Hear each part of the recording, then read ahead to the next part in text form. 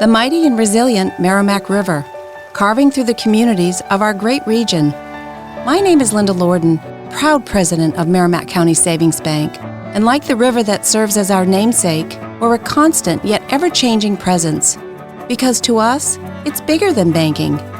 It's about powering communities and putting people first. It's about knowing where you came from and where you're going. That's Merrimack style. Visit us at themerrimack.com.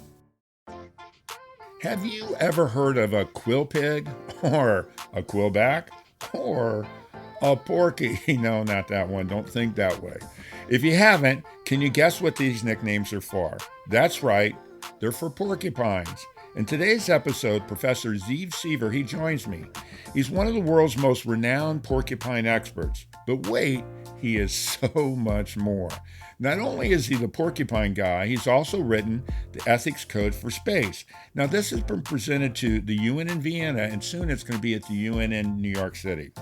Now, when I was thinking about it, the first thing that came to my mind was, how does one become a porcupine expert? Well, we're going to get into that. But what does an ethics code for space have to do with porcupines? And we're going to get into that as well. But let me just get to the point. Too easy, I know. Let's talk about porcupines. First off, have you ever seen one? Now, I was lucky enough to see one in Alaska a long time ago. But did you know that they're actually considered rodents? Now, those are pretty big mice. Anyways, the name comes from the French word meaning thorny hog. Porcupines are one of 5% of animals in the world that are monogamous. And wait to hear why. It's definitely going to make you shake your head with a smile. I had no idea. But they're all over the U.S., even here in Texas. In fact, they're all over the world. Also, they're considered a delicacy in many parts of the world. Apparently, they taste really good. I may just have to trust Zvi's word on this one. Now, here's a fallacy. They really don't shoot their quills at you. They actually shed them the way dogs kind of shed their hair. Now, though, when they are born, it really is hair, and it turns into quills after a short period of time. Now, I want to save some of the tasty tidbits for the episode, so don't get your quills up. The episode is coming next, and you will soon be pointing out these amazing things about the porcupine and what an ethics code for space really means. For real, for real, for real, for real, for real, for real, for real, for real, for real, for real, for real, for real, for real. Got a bunch of furry friends and I love them all the same. I'm an animal lover, veterinarian is the name. Let's share some pet stories from heartwarming to strange, losses and gains, from wacky to insane. For real. You're now tuned in to For Real with your host, Mark Kyle.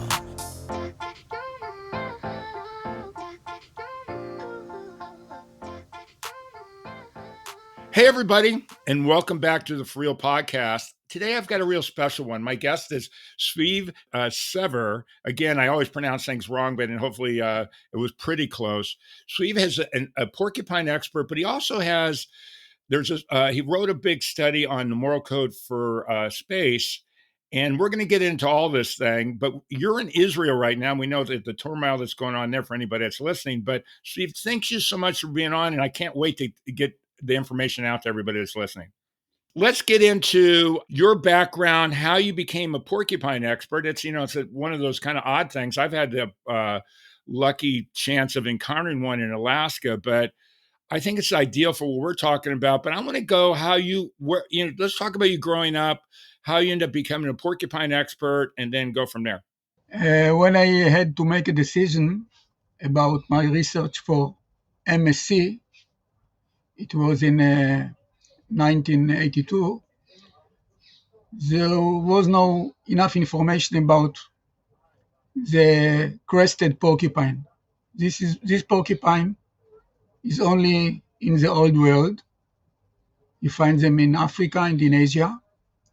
They are completely different than the porcupine that you know in the United States. Steve, to interrupt real quickly, for the listeners, can you define old world and new world? I know what it is, but for everybody that's listening, can you kind of give them? The term New World means to America, North, Central, and South America. It made by Europeans. When they found America, they thought that it's a new world. Since then, all the three Americas called New World, and all the rest, Europe, Africa, Asia, and Oceania, they are called Old World. So the porcupine in the Americas are smaller, and they during the day they are arboreal animals. They stay on trees, and during the night they search for food on the ground. The old world porcupines, like we have in Asia, during the day they are hiding underground in burrows. When the sun sets, they search on the ground for food. So I thought that I would like to do a research about it because it was quite a new data if I will find something. Well, it's funny how when I think about porcupines, and of course you see them in cartoons and things like that, but most people haven't seen one. Again, like I got to see one. What I didn't realize, and I want to get back to you, but just to interject a little bit is I didn't realize one that there were two different kinds. One, two is that they're all over here in the U.S. in different places. Somebody was just telling me recently, for you guys that are listening that no, I'm in Austin, Texas. They're here in Texas, and I had no idea. I'd never seen one here. I saw one in Alaska, actually. Yes, but they are quite common in most of America, and they are dangerous for you because their spines are different than the spines of the porcupine in the old world. When they enter to your body, they have a special shape, and it enter more and more to your body. Unlike the spines of the porcupines in the old world, they just hit you, but does not get inside your body. So yours are much more dangerous if you try to touch them, of course. I read something, and again, this, I always run a preface as what I saw on the internet, but I saw that I think it was based on the New World, the quills that they have. They looked at those, and that's how they end up designing surgical staples because they stay better. And they looked at the quill of the porcupine was one of the ways they designed the surgical staple, which I thought was interesting. Yes, the quills in the American porcupine are quite short. In the old world, Asia and Africa, some of them are 50 centimeter, some of them are 60 centimeter. They are very, very long. So 60 centimeters in ours would be, what is that, about 6 inches, something like that? Yes, yes. Okay, cool. Well, let's get back to you. So you decide you want to study the porcupine because nobody else was doing it. But I want to talk about your Africa experience because you did some crazy stuff over here. Let's get into some of that. In Israel, it's an obligation to serve in the army. When I finished to serve in the army, I thought that I would like to travel in Africa because I was interested in nature and in animals as a child, and I knew that I will find a lot of things in Africa. So what I did, I came by the boat to Mombasa, a very big city It's beautiful there. on the east side of Africa, of East Africa, and I walked from Mombasa to Nairobi. This is 500 kilometers. On the way, I found a lot of different habitats. I found villages of tribes. So I met several tribes and I lived with them. And when I reached Nairobi, at this time it was 1974. 1974? Yeah, it was still allowed to hunt animals in nature and to sell them to zoos. Since 1975, it is not allowed anymore all over the world. But I came in the last minute that it was allowed. So I asked in Nairobi, who are these people that they have a permission to catch animals and to send them to zoos all over the world? And I found 4 different people. One of them used to hunt monkeys. One of them used to hunt different kinds of mammals.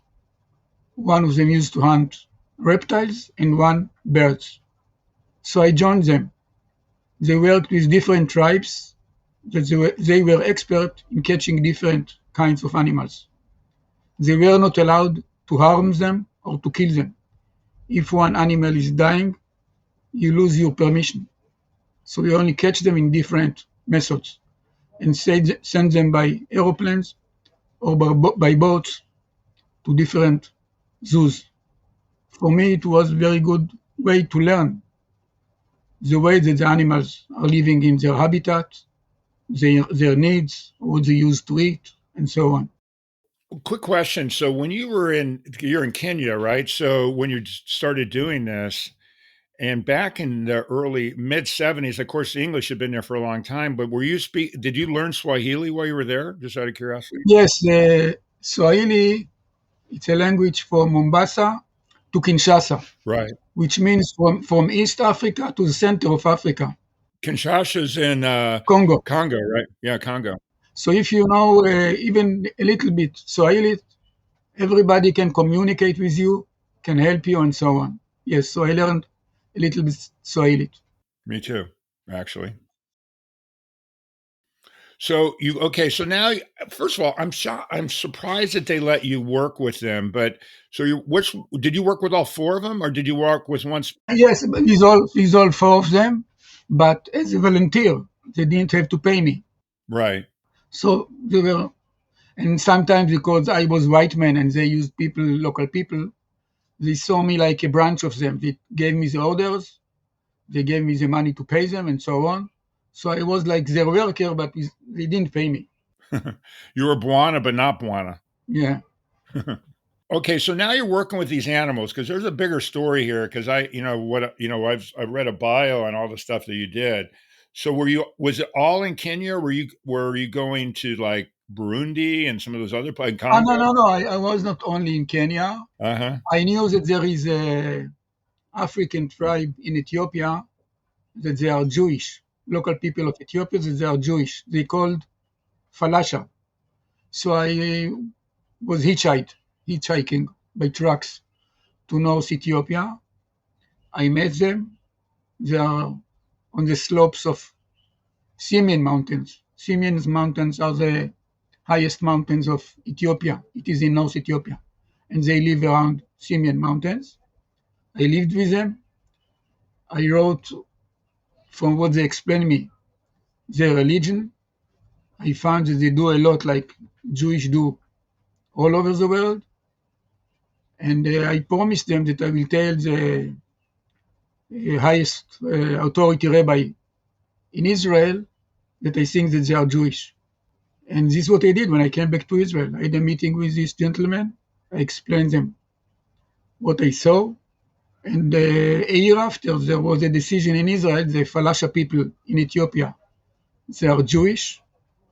And then they start to come to Israel. Now they are citizens in Israel.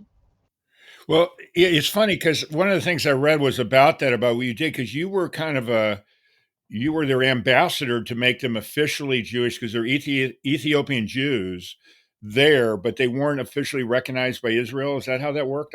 Yes, you may say that I was one of the ambassadors. There were some more ambassadors as well. Uh-huh. But yes, I was one of them. Yes, you're right.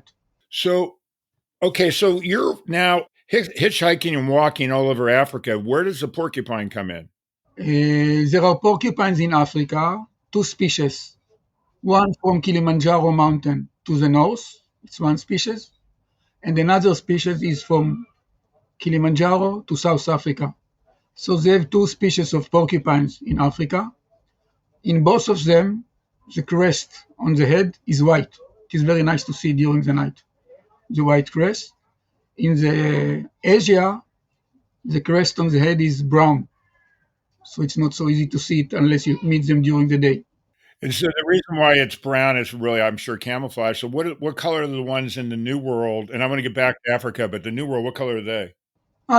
Everything is the same. All the old world porcupines look the same. The only difference is the color of the crest, if it's white or if it is in brown. In the U.S. is white or brown? No, you have completely another porcupine. Don't you think about your porcupine when you're talking about the porcupine of the old world, because yours is very small one. Okay. The one in the old world is 100 centimeters in length, sometimes even 110 centimeters. And it's weigh up to 18 kilograms. Your porcupine is small, it's no more than 4.5 kilograms. So 4.5 kilograms is about 12 or 13 pounds, and the other ones are about, would you say so, about 50 or 60 pounds? Yes, it's a very heavy one. Yeah. Yeah. Wow. Okay, so again, so you're walking through Africa, you see this porcupine, or you just saw, again, how did that become your specialty? Because if you look in the research of animals, you find that during the beginning of research of animals, everybody used to do a research about diurnal animals because it's easy to see them. You just watch them during the day. Right. Then when people look for a new animals, they looked in the sea. The nocturnal animals are the last group. I was in the times that people looked for nocturnal animals because they want to do a research about an animal and to be a first one that does this research. This is how I became a nocturnal researcher. And in Israel, one of the big animals that active during the night is a porcupine. So I made a decision about the porcupine. During my MSc, I found that porcupines in the old world, they live in monogamy. It means the male and the female together throughout their life, which means for 15, 18 years. Yeah, let's talk about that because when you and I have conversation before that, you talked about that. I know that 5% of mammals have monogamy, and so they're one of them. And explain to the audience exactly what that means and how the reason why they're monogamous Okay. there, because it's crazy, but and fascinating. Okay, let's take as example the birds. Okay. The birds supposed to build together the nest and then to sit on the eggs and then to feed the offsprings. So the male and the female must be together all along the way if they want to have offsprings. So in birds, 95% are monogamy. But in mammals, which are quite new group, only 65 million years ago, the startup of the male is like this. The female is pregnant. After the birth, the female feeds the offspring from her body. So it's a startup of the male to say, so nobody needs me here. I will go and I will copulate with another female and then with another female. So in mammals, there is 95% of polygamy because one male can copulate with several females and they take care of the children. So in case that you find in mammals that there is monogamy, you have to ask, what happened here? Why the male agrees to stay only with one female? So this is what I did in my PhD.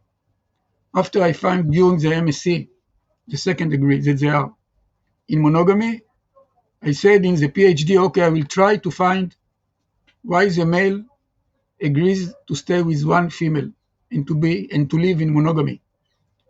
And what I found is that during the night, every night, the female demands copulations. So they copulate every night throughout the year. And not just one time per night, but 8 times per night. And the brain of the female porcupine can count.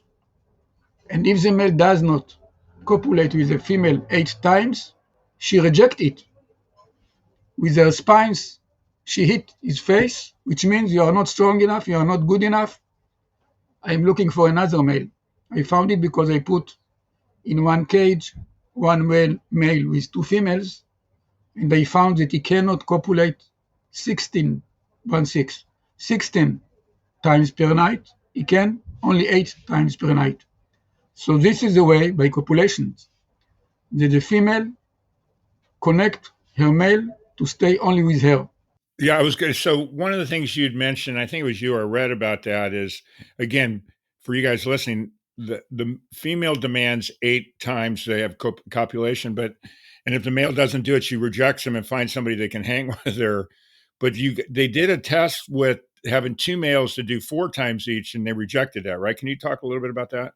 I didn't put more than one male with the females, but I put in the same cage 1 male and 2 females. So he copulate with each of them only 4 times per night. Oh, But they demand 8 times. Both of them rejected him. so let's put it straight. In the porcupine world, the woman's the boss. Yeah, she is a boss. She leads where they are. No, and she is a boss. She leads the way where they are looking for food every night. But anyway, they are together. And when I checked it, we check the parental behavior, which means paternal behavior and the mother behavior. And I found that when there are offsprings, the male helps more than 54% of his time. Usually we don't find paternal behavior in mammals. In the porcupine, it's the top. 54% of their time they spend with the offsprings. So maybe the human should actually pay attention to Yes, of porcupine. course. Yeah, it's amazing. Yes, it's true. And then when they have what do they? So when a porcupine has a baby, what's a baby porcupine called? There is no special name for it. Oh, really? It's just called, yes, it's just called porcupine baby. They don't have a special name. And so do they have, how many babies do they have at a time? 1, 2? Okay. Usually they have offsprings once a year. So now you understand that most of the copulations throughout the year, it's not for birth, it's not for babies. It is for communication. Anyway, at the birth, she has 2 offsprings. The female has 2 nipples on the right shoulder and 2 nipples on the left shoulder, and each of them take one of these nipples. So to clarify, just to make sure I'm hearing this, then just for people that are listening, there's 2 on either side by the shoulder. Yeah, Okay, so a total of 4. yes. Okay. But usually they have only 2 offsprings. But sometimes they have 3 offsprings. So you may call them you can call them alpha, beta, and gamma. And what you see after the birth, that alpha and beta kill gamma. And only after they kill the third one, that I called him gamma, the mother is walking to them and they start to take milk from her body. Wow. So it means that during the gestation period, they knew who is alpha, who is beta, and who is gamma, and alpha and beta together killed gamma. In this case, what I recommended to those that they have porcupines, when they see it, to take gamma, to take them to their home, to feed him for 4 months, and then they can bring him back to the cage in the zoo. So they kill the one and then they eat the meat or whatever it is. And so is it typical to have 2? I mean, I know 3 is an oddity mainly, but is 1 or 2, or it's 1 or 2 pretty normal? Or do they normally have 2? No, usually there are 2, not 1. Usually there are 2. Okay. Now, in this case, that they killed the third one, I call the phenomena Josephism in porcupine, because it is like what the brothers did to Joseph when they wanted to get rid of him. So I called it Josephism in porcupines. Okay. Can we talk a little bit about the babies? Because one of the things that unless you know, but they don't have quills when they're first born because it's hair, and that hair becomes quills. Can you talk a little bit about that? Yes, the squeeze looks in the first 10 days, just like ordinary hairs. But because of the oxygen in the air, after 10 days, it becomes solid.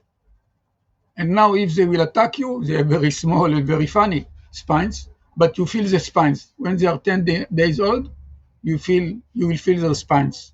And they don't use one of the things that I think that it's a tale is that they don't shoot the quills at you. That's more of a protection, and then they use the tail there. They can't like shoot them at you, right? No, there is no animal that shoot parts of his body on someone. Okay. There is no such an animal.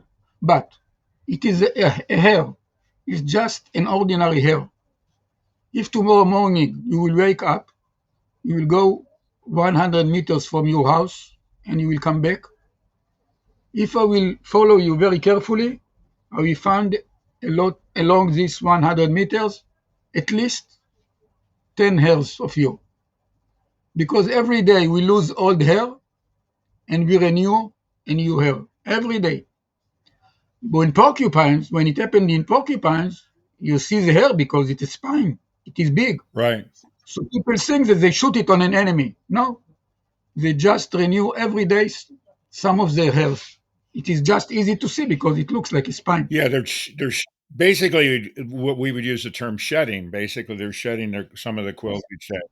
So they don't shoot him, but they do if you are their enemy and you follow them and you try to hunt them, they stop, they feel exactly where you are, and they attack you by running back. And then it's stuck in your body. Some of the spines will stuck in your body. They will run away to their burrows, and you will be very busy in your attention and your wish to take off these spines from your body.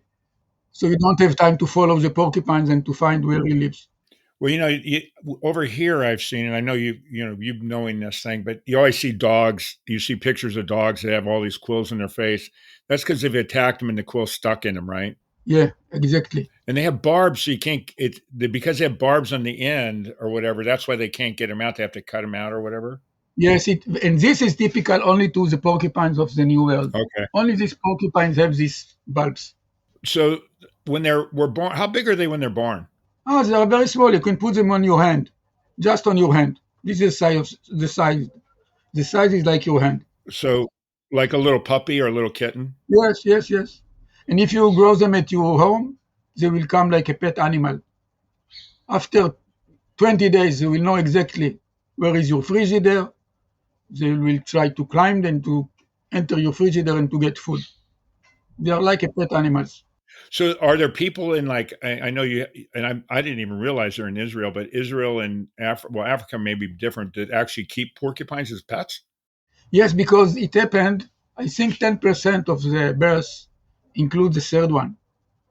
So now all over Israel, when people have in their zoos porcupines, when they have births, they watch them during the night, and then they take the third one because they don't want him to be killed by his brothers. Yeah, and they become pets. Yes, and they like you do with pets. Yes, they take them to their home, they feed them, and when they are 4 months old, they are strong enough, and you can take them back to the zoo. So do they make sounds? How do they communicate? Yes, they have mouse sounds. Their voice is like this. The voice is like this. Oh. For example, when they want food, they do it. If you bring them a very good food, like nuts, they like nuts very much. Are they mainly vegetarians? So they nuts and They are only vegetarian, not mainly. Okay. They are only vegetarian. They don't eat meat at all. Sometimes, if the ground is not rich enough in calcium, like volcano ground, right, then they will eat bones. and get the bone marrow. They even dig for bones, but they eat bones only because there is not enough calcium in the ground. So there is no enough calcium in the plants they eat. So they feel that they have a deficit of calcium, and then they are looking for skulls and so on. They eat them. Well, one thing I didn't know, and it's one of those things I was surprised, they're in the rodent family. So they're considered a rodent, which I always think of in a negative term. Obviously, with these guys, they don't, but they're a rodent. Yes, they are rodents. They are like a rat or a mouse, Right. but not so small like they are. This is the largest rodent in Israel.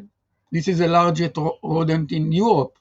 the largest rodent in Africa because it's a big rodent. But at the end of the day, it's a rodent. Yes.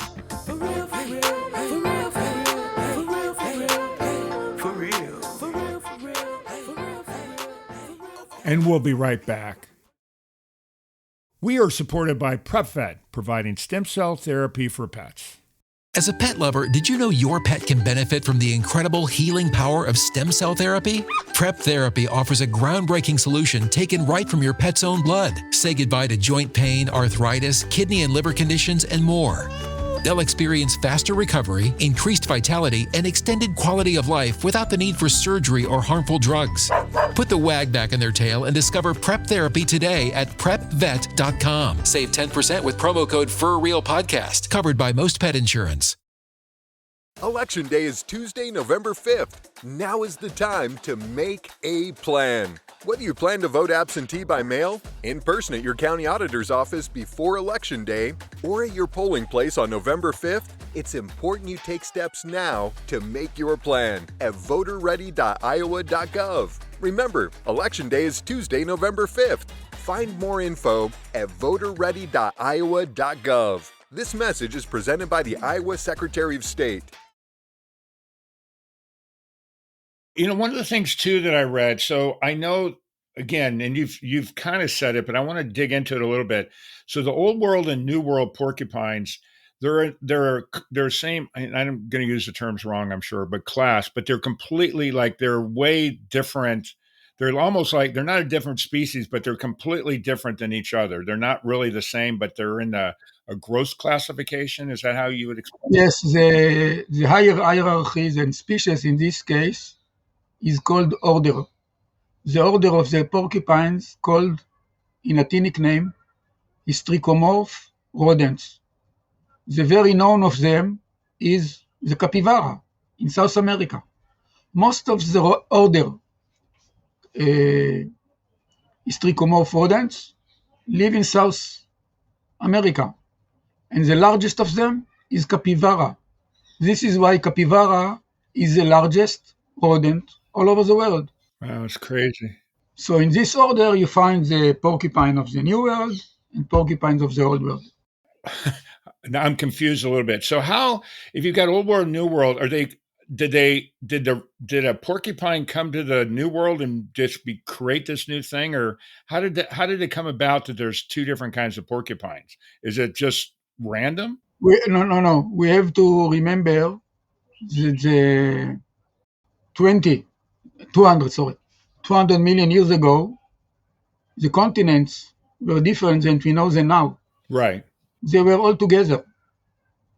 And then slowly, they separate from each other. And in the last 25 million years, we found the continents map that we know now. But because before there were different continents in connection, the source of a species, for example, for the trichomorph rodents, was in the time that the continents were close to each other, and even there were bridges between them. So the order is trichomorph rodents start when all the continents were together. And slowly, because they're separated to different continents, in any continent, representatives of this order, in this case, the porcupine of the Old World or the porcupine of the New World, slowly by mutation, they become like different animals.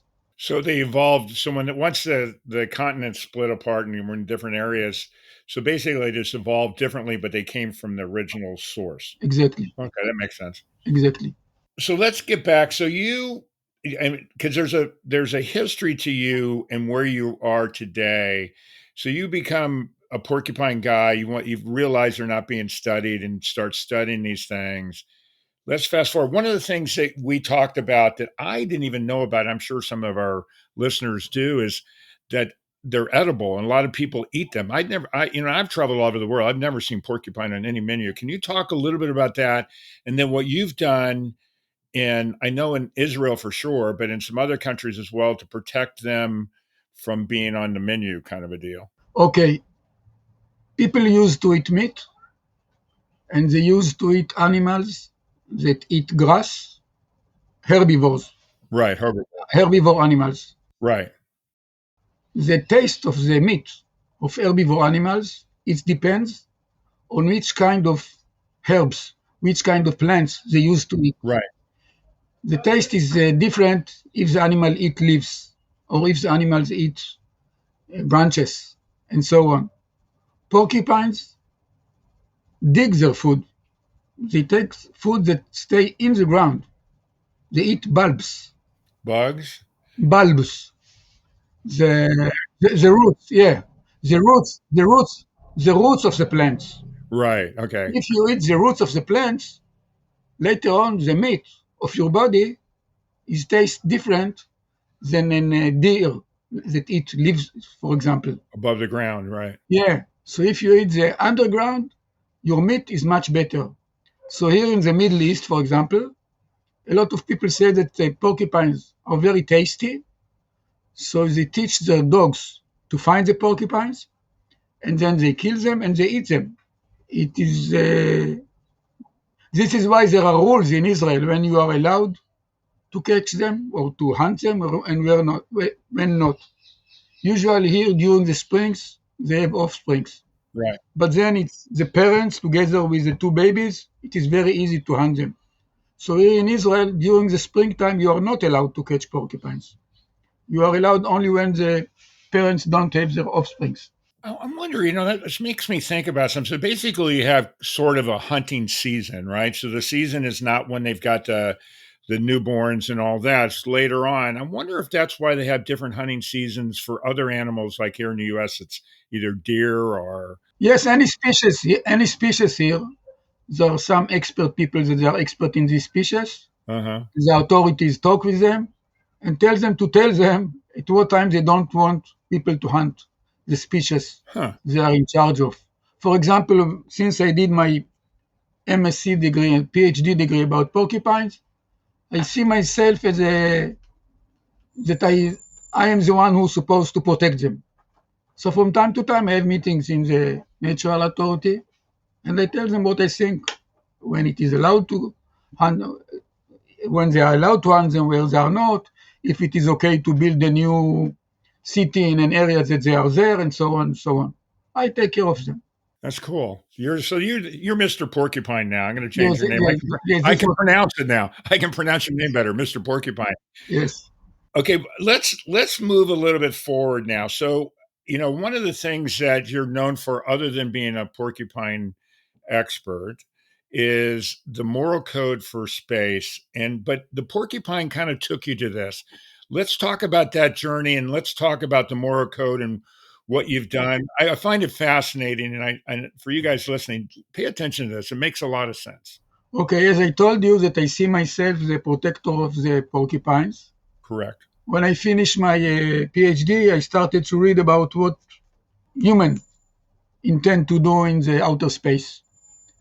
And I found that in NASA and in other organizations, they start to prepare themselves if there will be bad conditions on planet Earth to settle in the outer space.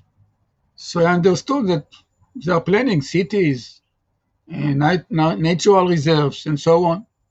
And I thought I will convince them that if you will build game reserves in the outer space, to take porcupines as well. Usually, if it is your interest, you are more cooperate with me. So I told them that instead of bringing cows to the outer space, cows are very big animals. You need a very wide space for them. And what I did when I did my research in Tel Aviv University, I used to put them in cages. But then I made the cages smaller and smaller and smaller. And I found that if you do a cage of only 1 square meter, they are still have babies and they are still look good and the spines are still with nice color. So I found that in very small space, you can grow porcupines and to have birds and so on. So I thought maybe it's better to take them as a meat animal instead of the cows. Yeah, so that's what I was going to ask you. So what you're thinking about, instead of having a cattle farm, basically in space, you would have a porcupine form?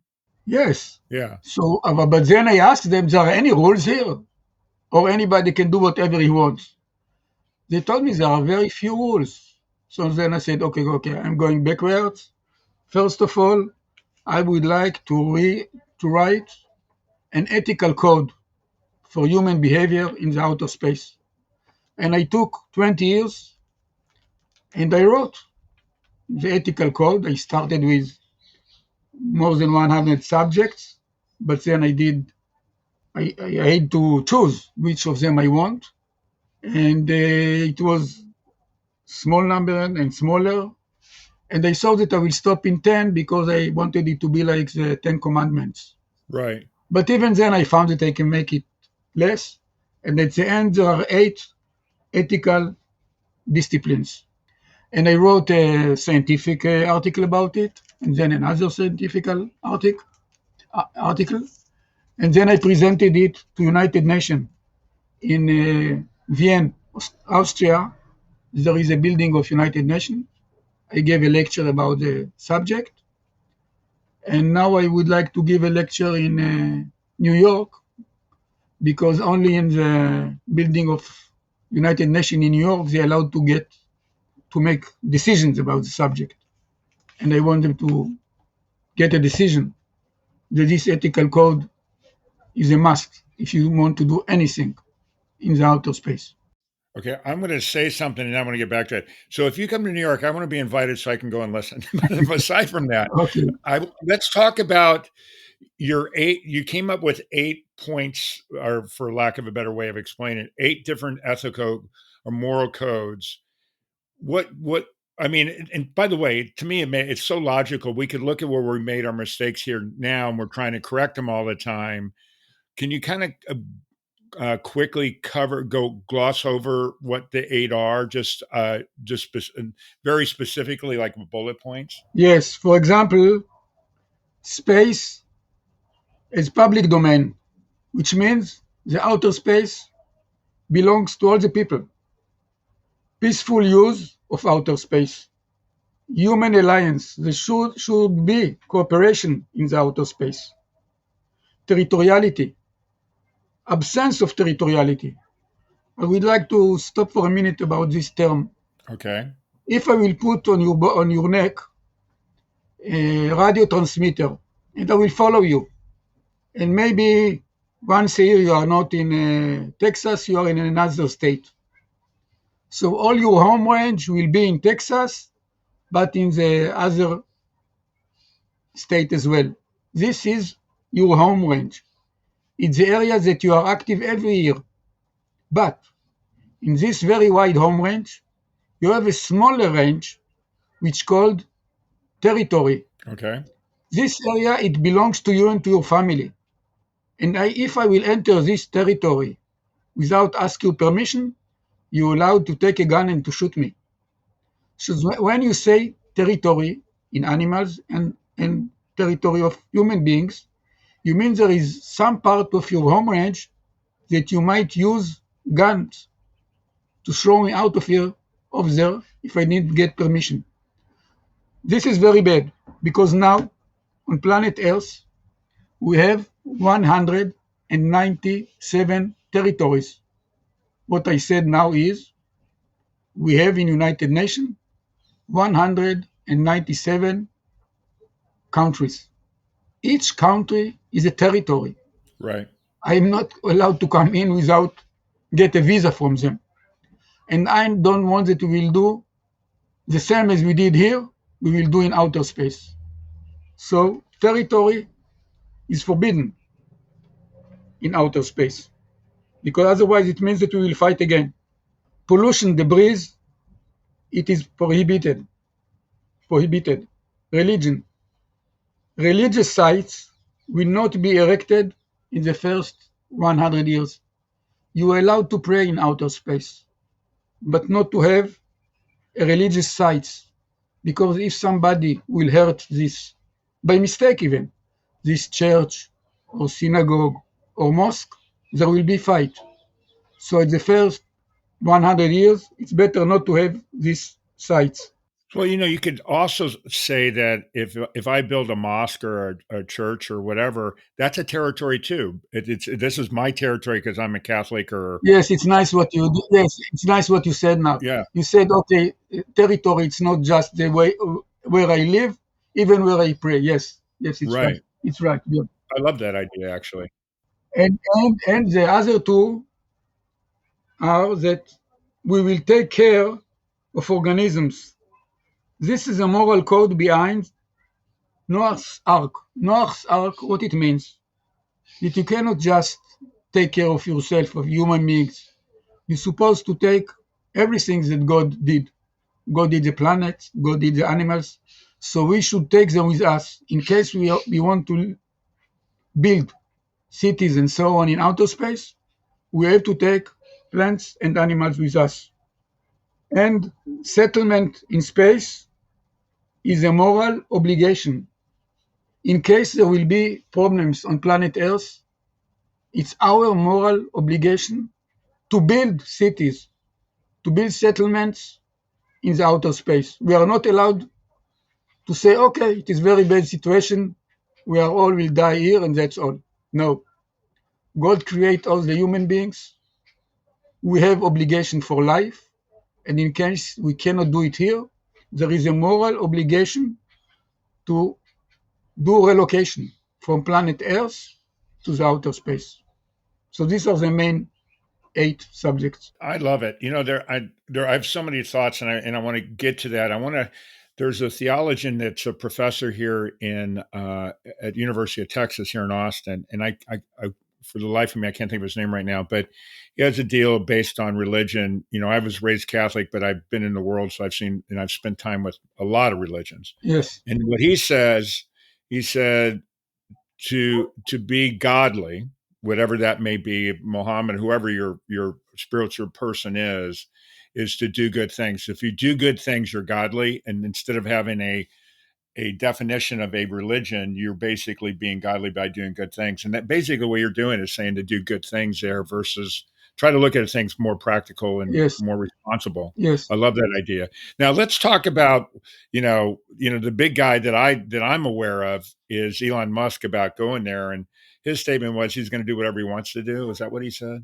I think that it's a problem Oh, absolutely. because he's a very rich man. He's not allowed to do what he wants to do in outer space. Right. And this is why I wrote this ethical code.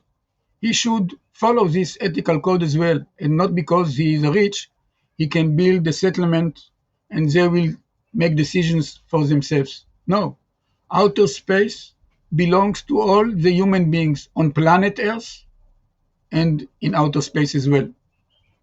It is not belongs to you because you are a very rich person. How was it received when you spoke in Vienna at the UN? How has it been received? I mean, is it mainly positive, and what were the negative things? Well, can you kind of touch on that a little bit? You mean in Indianapolis when I talked about Having an ethical code before you go to space, how was that received? Was it with open arms, or were people, oh no, we're not going to do it, we're going to do it this way? I mean, what's the general consensus? what people used to do? It's not only Indianapolis; it's everywhere on planet Earth. Right. People told me, that we have to. We feel that we have territory somewhere, and we will fight for it. Yeah. We cannot live. What I'm trying to say is that in the outer space, we can try to build a new civilization, an ethical code or moral code-based civilization. This is what we have to try to build in the outer space. We didn't do it on planet Earth.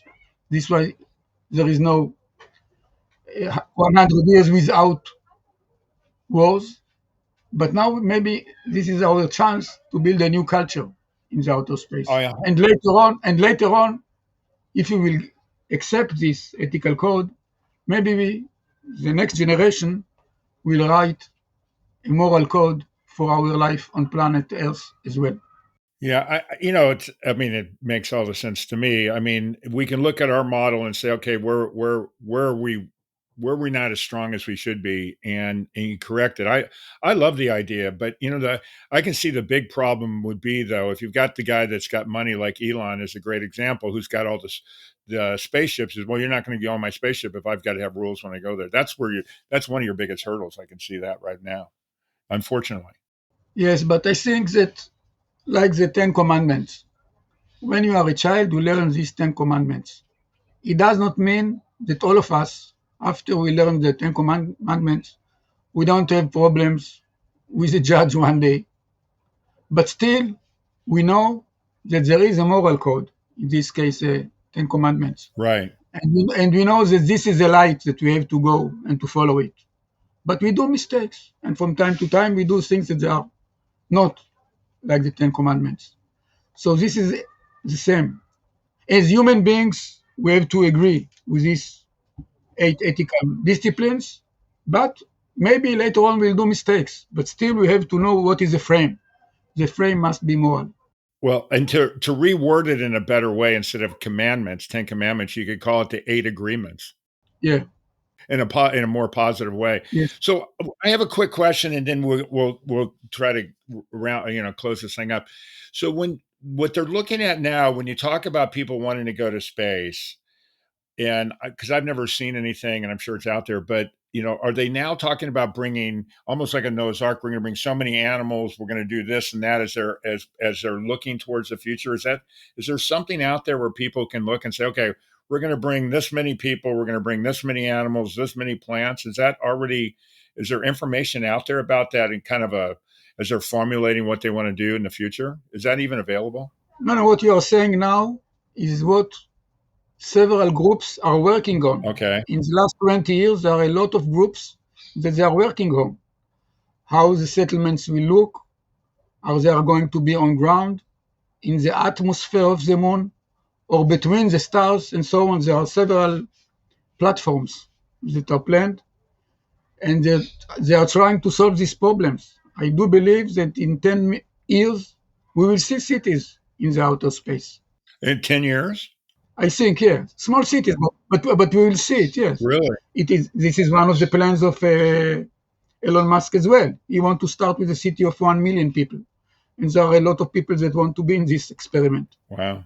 And since now that we know all the damage that we do on planet Earth with global warming, it is important that we'll have the alternative to live outside. Yeah, I'd love the idea. 10 years is almost scary to me, the fact that we could have 1 million people. That's pretty fast. Anyway, even if it's not 10 years, but 50 years, there are groups that are working on all the aspects of the phenomena, building. Okay, so I'm going to kind of round back just to finish up here. Is for people out there that are listening, because they're, a lot of these people, most people are animal people. Is there anything else that you can tell people about porcupines? I know you're the Mr. Porcupine now. My new term for you is there anything else you want to add to people about porcupines that they would find interesting, or what you would recommend? If one of them want to have a baby porcupine in his home as a pet animal, all they have to do is to phone to the nearest zoo to ask them if they have the gamma. The crest porcupine, the porcupine with the crest from the old world, and to ask them that in case that they have 3 babies, he want to take the third one and to grow him in his home. And when he will be 4 months old, he will bring it back to the zoo. It is very nice experience. They are very nice animals. And it's possible for people to do that. Yes, this is what people do. Oh, that's awesome. This is what people do in Israel. They phone to the zoo and say, I will take care of it for the first 4 months.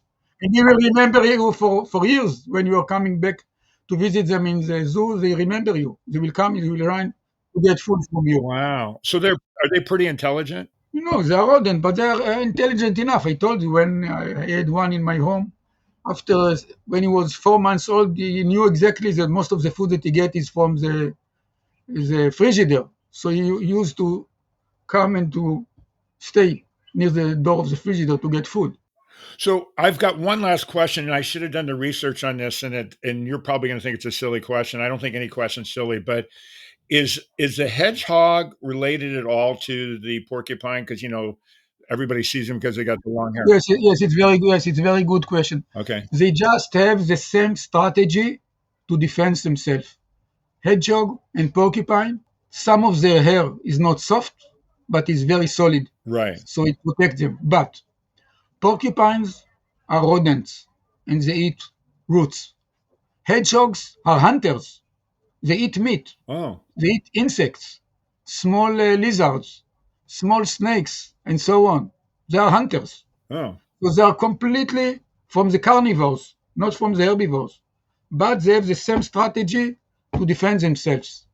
Some of their hair is not soft, but it is solid, like the spines. Well, I'm glad I asked it. You know what I love about doing the podcast, and then we'll finish up here. What I love about it, I always learn new things.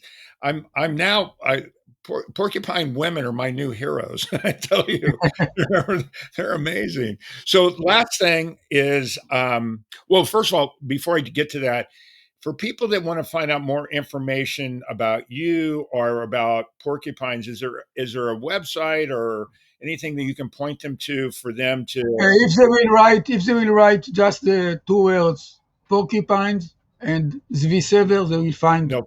many articles that I published about it.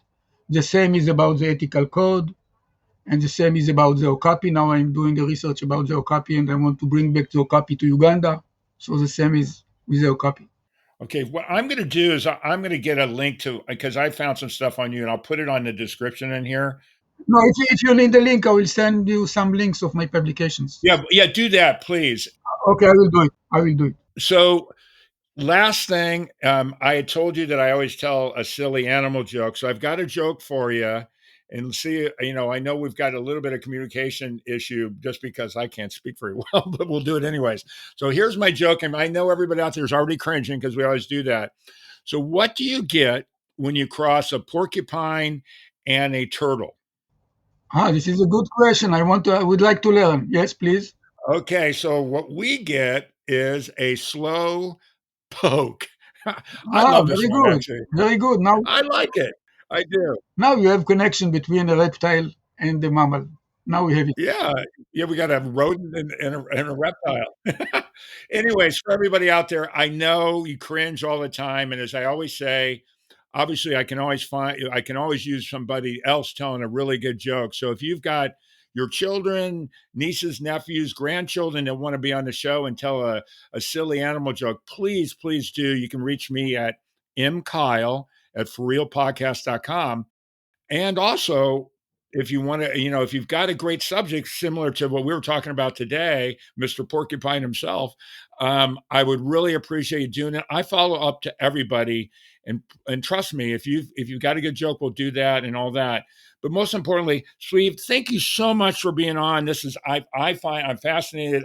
What I love about, you're a big thinker. Obviously, the porcupines, and really thinking about what's going to be in moral code for moving forward in the future. I think it's a brilliant idea. And don't forget now, before we close up, don't forget, I want to come to New York. You have to invite me when you speak in New York for sure. But thanks so much for being on the show. I really appreciate it.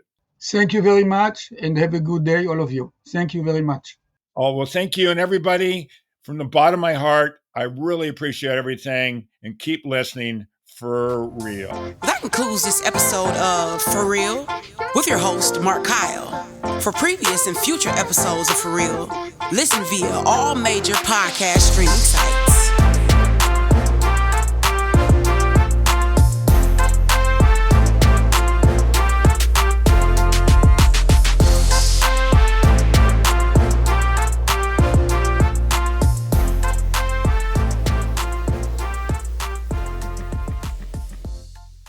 Election Day is Tuesday, November 5th. Now is the time to make a plan. Whether you plan to vote absentee by mail, in person at your county auditor's office before Election Day, or at your polling place on November 5th, it's important you take steps now to make your plan at voterready.iowa.gov. Remember, Election Day is Tuesday, November 5th. Find more info at voterready.iowa.gov. This message is presented by the Iowa Secretary of State.